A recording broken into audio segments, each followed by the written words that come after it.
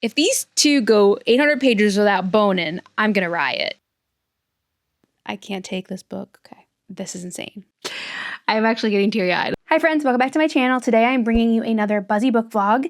And in my April TBR prompt jar pool video, which I'll link above and below, one of the prompts I got was start a new series. And I had been talking about in this other video, like moving all my books to LA, which I will link above and below, that I have not started the Crescent City series yet, which is a travesty.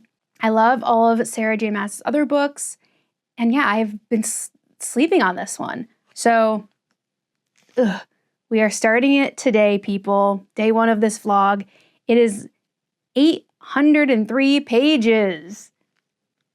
So we are starting this finally after just putting it off. I don't know why. I know I have high expectations. So hopefully they are realized in this book. I have the physical book, as you can see. I have the audiobook and I have the ebook. So because it's so big, I really want to be able to read it at every opportunity that I have. And this is not the most convenient size of book. This is a doorstopper. So I definitely want to be able to read it on my walk and, waiting for something like on my phone or my Kindle or on physical. So I got to put this down because I already did an arm workout today and that's just too much for me. I am going to start the first, we'll see, I don't know how long the chapters are, whether they're a bunch of short chapters or they're less long chapters, and I will report back to see what I think of the first couple chapters. I came back and read the first chapter during one of my live reading sprints. So I'm one chapter in, and yeah, okay, so here's my initial thoughts. Got my attention. It's very different from the other Sarah J. Maas books that I've read, her other series. So it feels very different, which is good. You don't want to read the same thing over and over again. For the first chapter, there is a lot of information dumped on you, which is typical for a fantasy, I feel like, and I will get used to it, but it is overwhelming in the first chapter. You don't meet a ton of characters, but you get a lot of characters are spoken about or talked about. So you get there's a lot of characters and a lot of houses and queens and all kinds of stuff. There's a lot of people mentioned in the chapter, I will say, even though you've really only meet very few characters in the first chapter. But it'll all soak in. But I would say that, yeah, the first chapter is a little bit overwhelming with all the world building and all the government system and all of that, how it works in this book. So, but I'm sure it will be fine. But it was a little bit overwhelming in the first chapter. So I will update you later when I've read a little bit more. Hi friends, I'm here with a little update. I just finished part 1 of the Crescent City, the first book. I'm not even going to try to remember these stupid names. I'm sorry, Sarah J. Maas. Stop naming your books so complicated and similarly. I like how it's so contemporary compared to Sarah J. Maas's other books.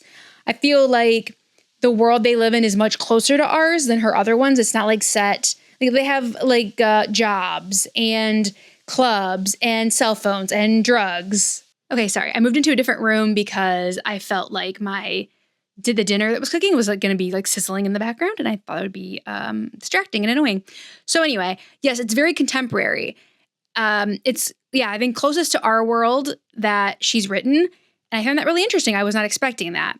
So also the main character, I feel like she's very contemporary. She wears high heels, tight clothes. She has a job, roommates, all this kind of thing. And it's so funny that it's very much a fantasy world, but there's a lot of similarities between our world and that world. Okay, let's talk about spoilers. Bryce, it's very funny, like I said, that she, is so contemporary. She does drugs, she parties, nothing that you would see really in to the same extent that you would see in Sarah J. Maas's other books. So I'm just at the part where she's gotten released from custody, essentially, for the murder of her friends. And it was so sad that, the most, obviously her best friend, she's feeling the most, but that this little budding relationship, this little budding romance with Connor got cut off because he got murdered, and he liked her for a long time, and she kind of liked him, and it just never got off the ground, which is so sad. But I think maybe that was meant to make us think it was going to go somewhere, or that they were going to be in each other's lives for a bit longer, as a a distraction to like think that, oh, they're not going to get killed. Even though it was very obvious that they were the group of friends that was going to get killed. And especially even when they were going to get killed. Because she's walking down that hallway, like all drunk and can't find her keys and everything. It was so long and it took so long. You're like, I know she's walking to an apartment full of dead people. Like that was so obvious. So if that was meant to be the case with Connor, I did not land because it was very obvious that they were the ones that were going to get killed and when they were going to get killed. So yeah. If Connor was trying to like be like, oh, well, he's not going to go anywhere. It's her love interest. Yeah, that did not work very well if that was the plan.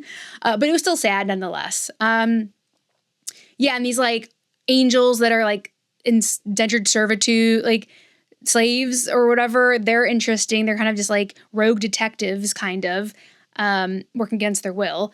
So yeah, they're interesting. I think Hunt is going to become Bryce's love interest later on. They've barely interacted at this point in the book. But I think I'm on page like 90. So done with part 1. I'm actually going through it pretty quickly. And it's interesting because I've been reading some of it on audiobook. And the audiobook at least the version I got from my library is very interesting because it's like an audio drama. It's like one of the podcast dramas you listen to. There's sound effects. There's like a lot of different actors for different characters. Yeah, it's like listening to a podcast drama, which I love listening to those. So it's been a very different audiobook experience that I'm used to. So that's been really cool. We're just a hot mess over here trying to make dinner and record this at the same time and changing rooms. And yes, welcome to my very professional YouTube channel. Yeah, I think that's all I have to say so far. Liking it so far, very different, not what I expected as far as the world. But that's not a bad thing because you don't want to read this expected over and over again. So yeah, I'm going to finish making dinner and I'm going to continue listening to the audiobook while I do that. Hello, we are back with another update. I am at the middle point, basically. I am at finished part 2 and I am just starting part 3. So yeah, I think there's 4 parts. So yeah, I'm basically in the middle of the book. So I figured since there's 4 parts and it's a huge book, I would just update it each part. So that's what I'm doing. So I'm liking it. I'm definitely getting more into it now that I'm halfway through. And it's also definitely picking up. I feel like there was a little bit there where it was getting a little bit slow. I'm like, I wonder if I get to the end of this book, if I'm going to be like, okay, it could have been 50 to 100 pages shorter. We'll see. I'm only halfway through. But yeah, so far it's actually really picking up. Okay, time for spoilers. All right, so I love the little like romance that is happening or like tingly feelings that are happening. I would say like something that's so common in fantasy and especially in Sarah J. Maas's books is that the male lead, the romantic lead, always has a dead love in the past. We always get that. So this book is no different. Hunt has a love that he still hangs on to that died in the past, which is very common for her stories and like also just like fantasy stories in general. So that's there, which I'm like, okay, it's fine. But I'm like, we see that all the time. So it didn't really surprise me. Oh my gosh, when he went to the Oracle and he was like, stay away from, it's like, do your best to stay away from Bryce. I was like, oh, what does that mean? That's going to be a big bomb at some point in the series, which I don't like. I mean, I like the drama, so that I guess it's fine because there's a lot of books in the series. So I guess they can have some rough patches because they will eventually get together. Let's be real. So yeah, things are starting to develop between them, but of course they have this shadow of his past love that he's still pining over. So that's a kind of an obstacle between them, but they definitely are liking each other. I love the little like fire sprite that works in some of these names. I'm not going to try with some of these names, but I like the fire sprite that works in her basement and her little pet, and that she seems like such a hard ass, but she saved him from being sold, which I loved that. That was so sweet. And I kind of like how they're living together, they're playing a house, and that's kind of his pet too now. I kind of feel like because he like woke up with him on the pillow and stuff. The one thing I thought was really weird, and of course it was supposed to be weird, was when they were watching that game and Hunt had had the casual clothes on and the backwards hat. And of course Bryce was like, this is weird. But I also felt like it was weird. Like it was just seemed so out of character and so strange. So it will be less so if we see a little bit more of that casual side of him going forward. But if that's the only one we see, that's going to seem really out of character for forever. So I guess we'll see how that develops. I feel like I know who it is, who did it, even though the second part ended on like a cliffhanger, sort of, that they said it was her friend's mom. I think I made these names. Her friend's mom, the one that hates her and thinks that she stole the sword. That's where they're going right now. But I think it's Fury, especially with what the queen said about, like, look where it hurts the most. I think it's her friend Fury, because she hasn't been in contact and they're chalking it up to her grieving over, their mutual friend's loss. But I think it's Fury. I think it's going to be Fury. Maybe working in tandem with her friend's mom, but I think it's Fury because she is like an assassin and is like so has all these secret missions and stuff. So she has like a lot of, and they don't ask questions. So I really feel like she has a lot of potential to do stuff like this that they don't even know. They realize that she has some of these skills and potential to do. So I think it's Fury. We'll see if I'm right, but I'm telling you right now, halfway through the book, that's who I think it is. Okay, so I don't even know if I updated yesterday or the day before. But I've gotten through the book pretty quickly. It's Sunday today, so I did a lot of reading over the weekend, and I'm about halfway through. So I think after another few days, and I'll be done. But I will catch up with you, unless something huge happens that I have to update you on. I'll probably catch up at the end of part 3. Okay, so I am on chapter 59, page 542. So I'm not quite to the end of part 3, but definitely getting there. I just wanted to do an update and chit chat about it. So still very liking it a lot. There's a lot of leads that they go on that don't work out. So that's really what I think is taking up the 800 pages.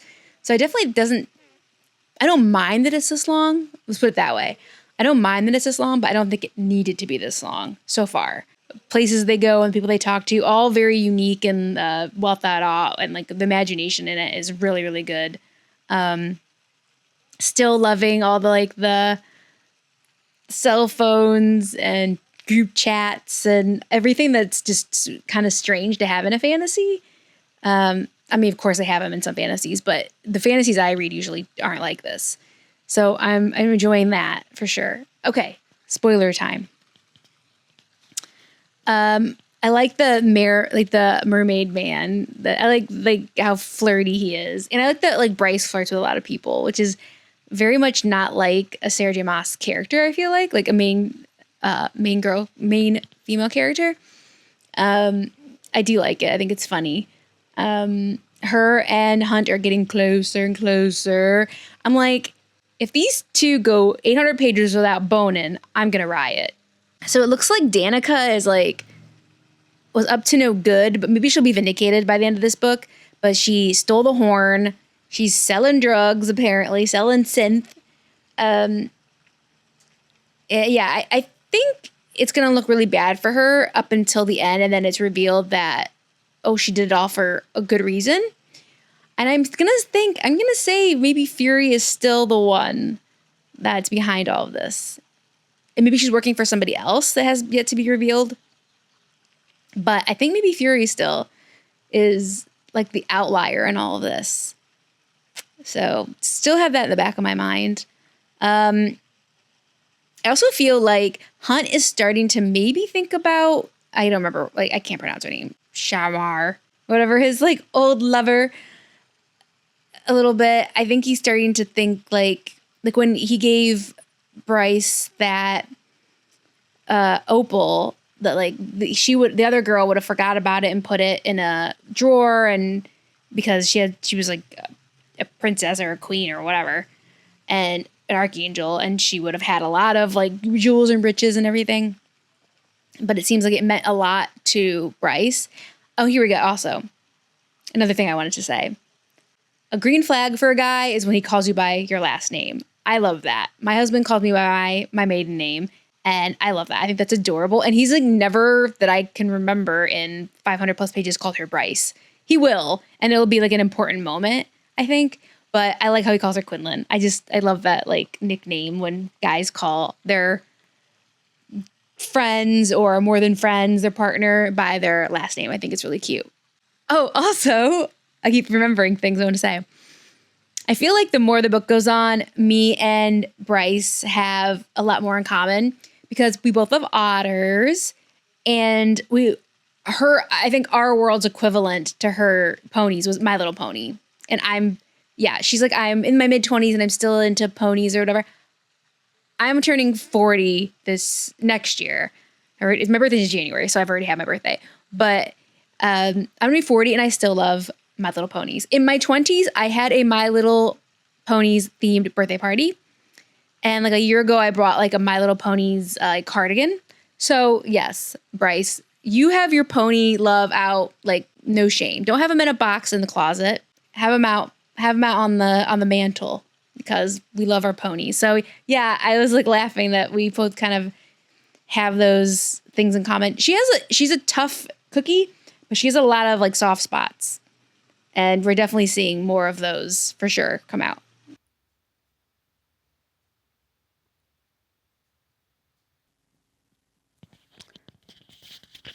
Oh my God. Okay, so spoilers. I just got to the big reveal on the barge with the synth deal. I did not expect that. I gotta be honest. I can't believe Hunt was there. And that he knew about stuff this whole time. Oh God.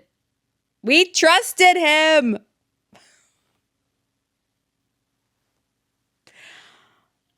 Oh my God. I can't take this book. Okay. This is insane. Oh, he's gone and done it now. He's gone and done it. Yeah, that was just crazy. Okay, I'm going to keep reading because I got to know what happens. I am barreling towards the end of this book, and I'm currently listening on the audiobook. I am also currently in the midst of the longest villain exposition scene that I think I've ever experienced. You know, when I'm not going to give away the spoiler, but you know when the villain is revealed in literally anything and they say their whole plan, like that is what's happening right now. So yeah, it's been going on for a while. It's a little bit silly, I think, that it's happening for so long and every question is getting answered and the whole plan and everything's being spilled, which is like it's not a trope, but it's like a common thing that happens that people like roll their eyes at. Like as soon as the villain is revealed, that they just say everything. Mwahaha. Okay, so spoilers. Micah is in the midst of telling Bryce everything before he, I guess, like gets the horn out of her tattoo, which obviously I knew that tattoo was going to come back up in some way. So cool. I guess that's cool. Like I don't hate that idea. And I'm assuming that might kill her or something because why else would he tell her all this stuff if he plans for her to walk out of this alive. So she's, that's probably the plan. One thing that also was interesting was I feel like Bryce, well, even if she had like saved Hunt, again, I'm not done with it. Even if she had saved Hunt by offering herself and offering all that money, I feel like maybe she wouldn't have forgave him so quickly for the lying. But I feel like she was very brutal to her brother, Rune, when he saved her from that situation and didn't let her barter herself. Like, you're dead to me. Like, okay, well, I hope that, because he didn't do anything. He just saved her from her foolishness. It's something that Hunt would have also wanted. And she was just really brutal to him. And I hope that Hunt would have gotten the same treatment for his compulsive lying. We love him, but he's a liar. He will be redeemed, I'm sure. But yeah, I hope would be as, given the chance, be as brutal to him because he was way worse to her than her brother. So that was a little unfair of her. Bryce better get her head out of her ass with her brother and realize that he's just trying to help her. They don't have to agree all the time, but she doesn't, like, literally every time something happens that she doesn't like, she cuts him out of her life. So yeah, that's a bit annoying. So Team Rune in his kind of conflicts with his sister for sure. Hunt, feel so bad for him. I mean, he like he says in the book, he asked for it. He brought this upon himself. The lying and everything. But yeah, we will see. I'm sure he will be redeemed and we'll love him again. Hello. Spoilers. I'm actually getting teary-eyed. Like, I just read the end, like with Lahaba sacrificing herself, and oh my God, I was on my walk and I'm like, like getting teary-eyed, and it's like, oh, that was upsetting. That was upsetting, but it was so sweet, and oh my God. Oh, it was so sad and sweet. And got really teary-eyed for sure. So sad. Oh my God. Okay. Yes, so that happened. Oh, painful. When Syrinx went into the pool, I was like, oh no, this is it. I was like, no. Yeah, but he's alive, but she's gone. And oh my God. My heart during that whole scene in the library.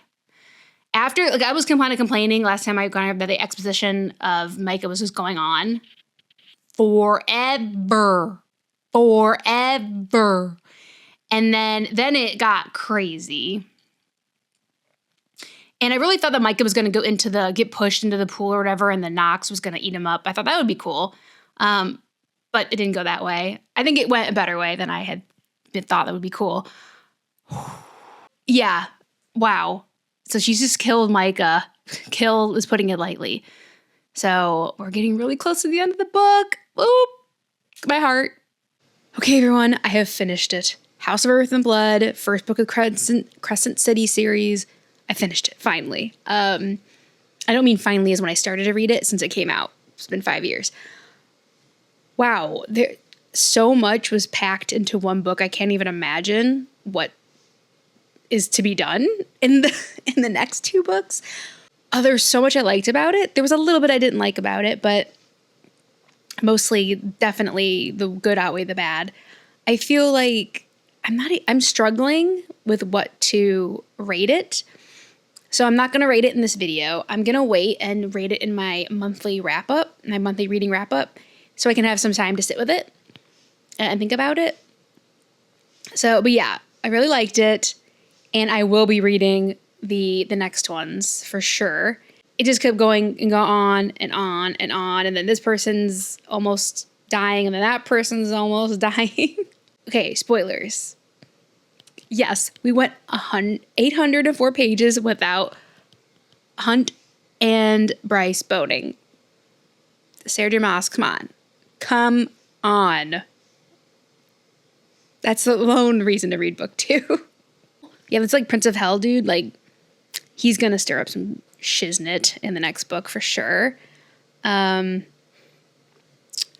her boss has got a lot of hidden past and things that I'm sure we'll find out about.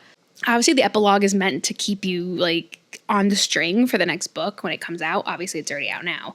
But yeah, when the Prince of Hell was like saying, oh, like her Starlight, Bryce's Starlight is like this other person's Starlight. And I'm wondering if maybe like she's reincarnated kind of as like maybe someone he was in love with. So I don't know if that's going to cause an issue with Bryce and Hunt. Yeah, so I wonder if that's what's going on with that. I was totally wrong about Fury, obviously. I mean, she did come back in a big way, but not in the villain way that I was expecting. I was also very shocked that the Medwitch was the queen, the new queen, which is interesting because Rune like has, likes her, and that's who he was supposed to have an arranged marriage with. So this will be very interesting in the next book, how that develops or doesn't develop. And then we have Rune's like oracle fortune or whatever. And like, so what does that mean? So it was very interesting. Definitely left enough threads out, untied up to keep you guessing for the next book or keep you wanting to know more. And then also the epilogue brings up a whole bunch of questions. But even without the epilogue, there are things that are still left unfigured out. So it definitely, even without the epilogue, didn't feel like a standalone at all. So yes, so we will be reading more. So I guess that's it for this vlog. I'm so happy that I finally read this book. Been putting it off, not putting it off, but like didn't get around to it for like 5 years. I'm so excited that I finished it and now I'm on the Crescent City train. Yeah, so I guess that's it for this vlog. Thank you for watching. Please subscribe if you haven't already. And also, besides the shorts and long form content, we also do reading and productivity sprints about twice a week on the channel. So it'd be great to see you in there, chat about what you're reading. And yeah, so that's all for this video and I'll see you next time. Bye.